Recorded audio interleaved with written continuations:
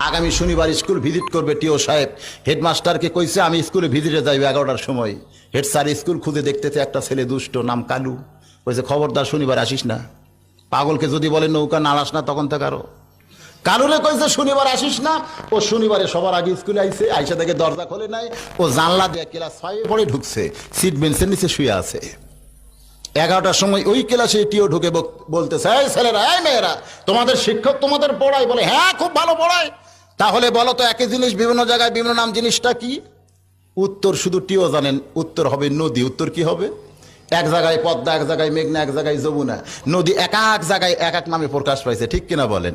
টিও বলতেছে একই জিনিস বিভিন্ন জায়গায় বিভিন্ন নামে প্রকাশ পাইছে, জিনিসটা কি কও? 1 রোল পারে না, 2 রোল পারে না, 3 রোল পারে না, কেউ যখন পারতেছে না, হেড স্যার পিছন দিক থেকে চিন্তা করে, এই প্রশ্ন তো আমি জীবনে শুনি নাই, আর আমার ছাত্ররা কোত্থেকে উত্তর দেয়? কেউ যখন